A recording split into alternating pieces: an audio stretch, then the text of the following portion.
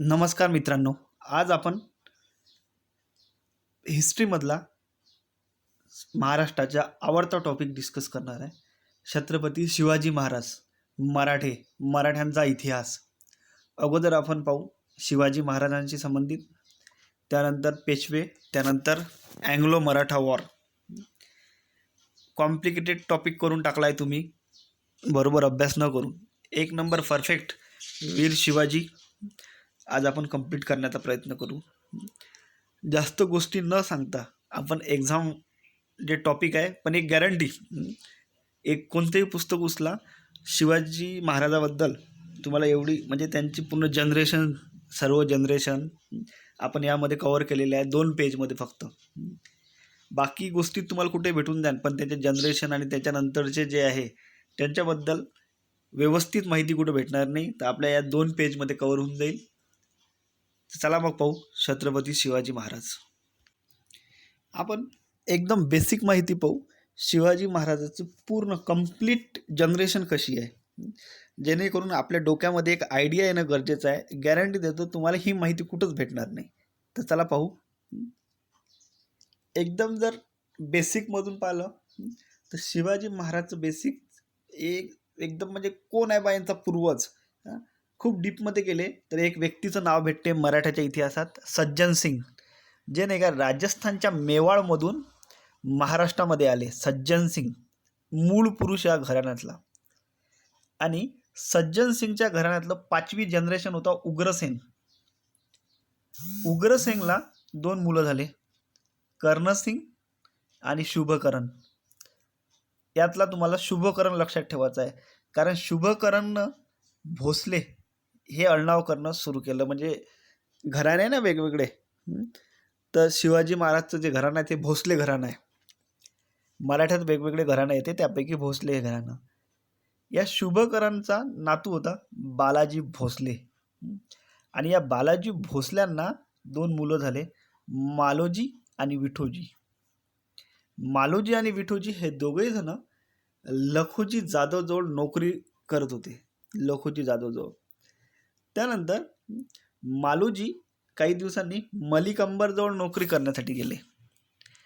या मालोजींचा पुत्र आहे शहाजी. शहाजी जहागीराजवळ चाकरी केलेली आहे शहाजींनी. त्यानंतर नेक्स्ट पॉईंट, शहाजीनं मालोजी आणि विठोजी लखुजी जाधवजवळ नोकरी करत होते. आणि मालोजीचा मुलगा कोण आहे? शहाजी. शहाजीनं लखुजी जाधवची मुलगी जिजाबाई यांच्याशी लग्न केलं. आणि शहाजी आणि जिजाबाईचा मुलगा आपल्याला माहीत आहे कोण आहे? शिवाजी. जर तुम्ही बरोबर ऑब्झर्व केलं, सज्जन सिंग नंतर कोणाला? उग्रसेन, 5वी जनरेशन. उग्रसेनला 2 मुलं, कर्णसिंग आणि शुभकरण. त्यातला आपला शुभकरणनं भोसले घराणं, त्याचा नातू होता बालाजी भोसले. बालाजी भोसलेले 2 मुलं, मालोजी आणि विठोजी. मालोजीचा मुलगा कोण आहे? शहाजी. शहाजीने लग्न केलं लखुजीच्या जाधवच्या मुलीसोबत, जिजाबाईसोबत. आणि त्यांना पुत्र आहे शिवाजी. शिवाजींचे जे एकदम पूर्वज जर पाहिलं आपण छत्रपतीचे, मालोजी भोसले हे नाही काय पुण्याचे जागीर होतं आणि चाकणचा किल्ला त्यांनी मिळवला होता. नंतर शहाजीराजे यांनी नाही काय नगरपासून सुरुवात केली, नंतर बिजापूरच्या राजाशी हे जोडले गेले. आता येऊ आपण शिवाजी महाराजांवर बेसिक माहिती. जे कोणी आता समजा एक्झाम ओरिएंटेड म्हणून पाहत नसेल तर त्यानं थोडं समोर गेलं तरी चालते. शेवटी मस्त तुम्हाला इन्फॉर्मेशन एक भेटून जाईल. पण तरी आपण एक्झाम ओरिएंटेड माहिती पाहू शिवाजी महाराजांशी संबंधित. वीर शिवाजी, छत्रपती पदवी भेटण्याच्या अगोदर वीर शिवाजी आपण संबोधू. वीर शिवाजीचा जन्म कधी झाला? त्यांचा जन्म झाला 1627 मध्ये शिवनेरी किल्ल्यावर. दिसते तुम्हाला. त्यानंतर वडिलांचं नाव माहीत आहे शहाजी भोसले, माताचं नाव माहीत आहे जिजाबाई. हे आपण एक्झाममध्ये आलं तर मारूही शकतो याचा आन्सर. त्यानंतर मेन प्रश्न आहे, राजकीय गुरु यांचे आहेत दादाजी. यांना 2 गुरु आहे, एक राजकीय गुरु आणि एक आध्यात्मिक गुरु. यांचे राजकीय गुरु आहे दादाजी कोंडदेव आणि यांचे आध्यात्मिक गुरु आहे संत रामदास यांची पहिली पत्नीवर प्रश्न विचारते. तसे तर शिवाजी महाराजांनी कोणत्या पुस्तकात 7 म्हटलं आहे, कोणत्याच्यात 8 लग्न म्हटलं आहे, 8 लग्न केले. असो, आपण पहिली पत्नीचं नाव लक्षात ठेवू, सईबाई, 1640 मध्ये. त्यानंतर यांचे सैन्य अभियान पाहू काही. शिवाजी महाराजचे सैन्य अभियान सर्वात अगोदर त्यांनी सुरुवातीला नाही काय, बिजापूरचा जो शासक होता आदिलशाह याच्या विरोधात सैन्य अभियान केलं आणि बिजापूरच्या शासकाच्या अंडर असलेला सिंहगड हा किल्ला सर्वात अगोदर जिंकला 1643 मध्ये. शिवाजी महाराजांनी पहिला किल्ला कोणता जिंकला? 1643 मध्ये सिंहगड. त्यानंतर त्यांनी 3 वर्षाच्या काळात तोरणा, राजगड, कोंढाणा हे किल्ले जिंकले. हे 2-3 किल्ले जिंकले. मी इथे लिहिले नाही आहे, पण लक्षात घ्या. सगळ्यात अगोदर सिंहगड, त्यानंतर तोरणा, राजगड, कोंढाणा हे किल्ले जिंकले 3 वर्षात. त्यानंतर एक इम्पॉर्टंट किल्ला आहे त्यांनी जिंकलेला 1954 मध्ये त्यांनी पुरंदर जिंकला. पुरंदर हा किल्ला जिंकला. त्यानंतर या आदिलशहाशी संबंधित बिजापूरच्या आदिलशहानं शिवाजी महाराजचा बिमोड करण्यासाठी अफजल खानाला पाठवले 1659 मध्ये. आपल्याला माहिती आहे प्रतापगडच्या पायथ्याशी अफजल खान, सगळी स्टोरी आपल्याला माहीत आहे. मी जास्त एक्सप्लेन नाही करत. ज्याला माहीत नसेल त्यानं पोवाळं ऐकून घ्या भरत जाधवचं. त्यानंतर नेक्स्ट पॉईंट,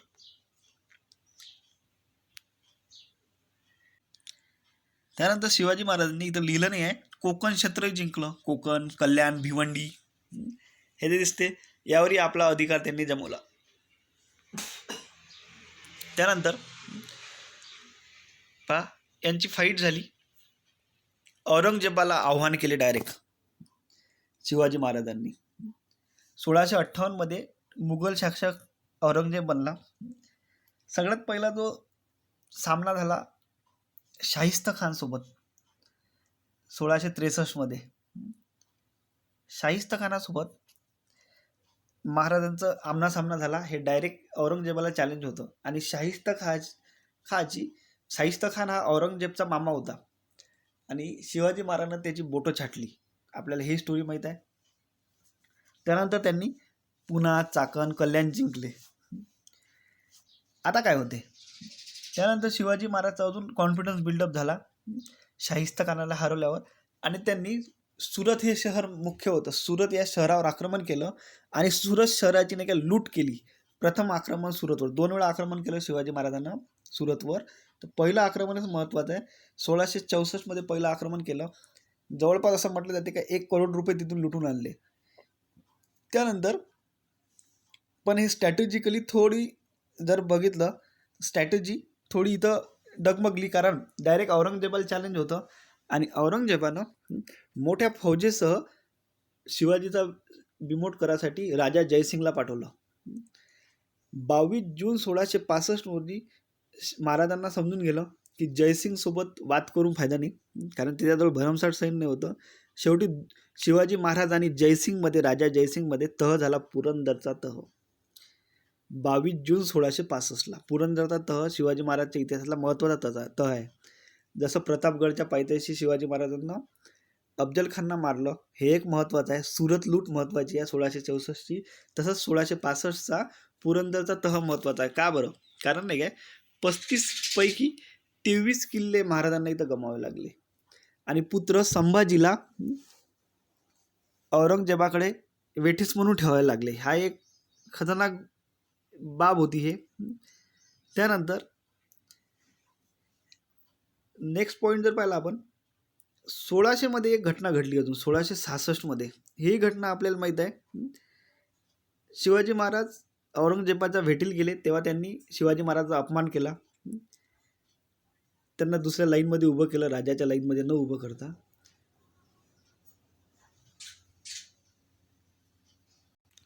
आणि आग्रामध्ये शिवाजी महाराजांना बंदी बनवण्यात येते. परंतु तुम्हाला माहीत आहे सर्वांना, शिवाजी महाराज आग्र्यामधून मिठाईच्या डब्यातून तिथून बंदीतून सुटले. त्यानंतर अजून एक इम्पॉर्टंट गोष्ट आहे, 1670 मध्ये सुरतची दुसरी लूट केली महाराजांनी. पहिल्यांदा केली 1664 मध्ये आणि दुसऱ्यांदा केली 1670 मध्ये. त्यानंतर इम्पॉर्टंट घटना शिवाजी महाराजच्या लाईफमधली 6 जून 1679 गंगा भट या ब्राह्मणांनी शिवाजी महाराजचा राज्याभिषेक केला. महाराज महाराज तर झाले होते, परंतु लिगली एक प्रथा असते हा राज्याभिषेक करायचा. राज्याभिषेक करायचा राहिला होता. तो राज्याभिषेक 6 जून 1679 गंगा भट या ब्राह्मणांनी केला. त्यानंतर कर्नाटकचं अभियान झालं 1678 मध्ये. हे नाही काय अंतिम इथून नाही काय शिवाजी महाराज छत्रपती बनले काय जेव्हा त्यांचा राज्याभिषेक झाला. सॉरी ते डेट चुकली आहे आपली, 1674 आहे ती. ठीक आहे, 6 जून 1674 करता इथं. त्यानंतर कर्नाटक अभियान झालं 1678 मध्ये आणि शेवटचं अभियान आहे आणि अंतिम विजय शिवाजी महाराजचा जिंजीचा किल्ला शिवाजी महाराजांनी जिंकला. आणि काही प्रॉब्लेम झाले घरात आणि 3 एप्रिल 1680 शिवाजी महाराजांचा नाही काय मृत्यू झाला. काही लोक तर आपल्या इकडे जन्मावरच वाद करतात. आपण 2 वेळा सेलिब्रेट करतो जयंती. ठीक आहे, शिवाजी महाराजची जयंती 2 वेळा सेलिब्रेट करायला भेटते, त्यातच सुख म्हणा, बाकी काही नाही. 3 एप्रिल 1680 शिवाजी महाराजचा मृत्यू झाला. ठीक आहे. त्यानंतर शिवाजी महाराजांचं नाही का आपण प्रशासन पाहू आणि अष्टप्रधान परिषद स्थापन केली. त्यामध्ये 8 मंत्री होते. 8 लोक मेन शिवाजी महाराजच्या जवळचे राहत होते. हे काही पद होते, काही मंत्री. पेशवा हा प्रमुख मंत्री होता. अमात्य अर्थमंत्री, सुमंत विदेश मंत्री, चिटणीस पत्रचार विभाग. या सुमंतवर खूप प्रश्न विचारते. सामंत, सुमंत. विदेश मंत्री फॉरेन मिनिस्टर. सुमंत कशाला म्हणत होते, विदेश मंत्री जे आहे त्याला सुमंत म्हणत होते. चिटणीस काय करे तर पत्रचार विभाग. त्यानंतरची इजी आहे, सेनापती, न्यायाधीश, पंडितराव आणि एक आहे कठीण, वक अँड विस गुप्तचर विभाग. तुम्हाला काय काय लक्षात ठेवायचं आहे, बाकी तर लक्षात राहतेस. पेशवा सर्वांना माहीत आहे, अमात्य सर्वांना माहीत आहे, सुमंत विदेश मंत्री, चिटणीस पत्रचार विभाग आणि एक शेवटचं लक्षात ठेवा, वक अँड विस गुप्तचर विभाग. सेनापती आठवते, न्यायाधीशी आठवते, पंडितरावी आठवते, पेशवाई आठवते. चला, त्यानंतर शिवाजीचे मृत्यूनंतर नाही काय एक राजकीय पेच निर्माण झाला की कोण आता उत्तराधिकारी. तर शिवाजीचे दोन पुत्र होते, संभाजी आणि राजाराम. 1680 मध्ये या दोघात नाही काय जबरदस्त वाद झाला, संघर्ष झाला आणि संभाजी ते युद्ध जिंकते आणि संभाजी छत्रपती बनतात. म्हणजे शिवाजीची गादी कोण सांभाळली तर संभाजीची स्टोरी आपण एखाद्या वेळेस पाहू. सध्या आपण फास्टमध्ये हे करू. 1689 मध्ये संगमेश्वरचं युद्ध झालं संभाजी आणि त्यामध्ये संभाजीची हार झाली औरंगजेबासोबत. त्यानंतर औरंगजेबानं रायगड किल्ल्यावर नाही का हमला केला आणि येसूबाई आणि शाहूला अटक करून घेतली. शाहू संभाजीचे पुत्र लहानच होते वयानं आणि ते अटकेत राहिले. त्यानंतर जशी यांना अटक झाली, जो संभाजीसोबत वाद झाला तर राजाराम त्यांचा भाऊ 1689 ते 1700 मध्ये राजाराम छत्रपती झाले.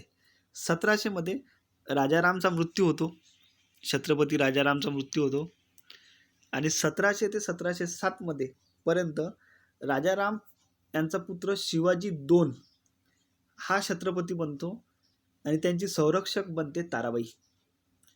त्यानंतर 1707 मध्ये औरंगजेबाचा मृत्यू होते आणि शाहूंची सुटका होते. म्हणजे संभाजीचे जे पुत्र होते शाहूंची सुटका होते.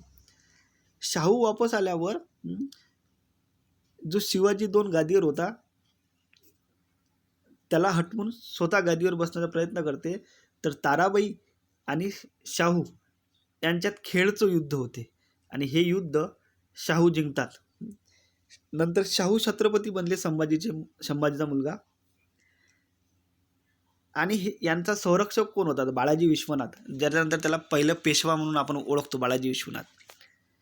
त्यानंतर 2 गादी तयार झाल्या. साताऱ्याचे होते शाहू आणि कोल्हापूरचे होते शिवाजी 2 जो राजारामचा पुत्र होता.